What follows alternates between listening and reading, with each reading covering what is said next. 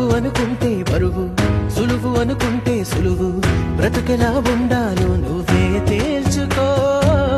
అనుకున్నవన్నీ అవవు, ఎప్పుడు ఏదో కరువు, అందుకీ కమ్మని కలలో సరి చూసుకో.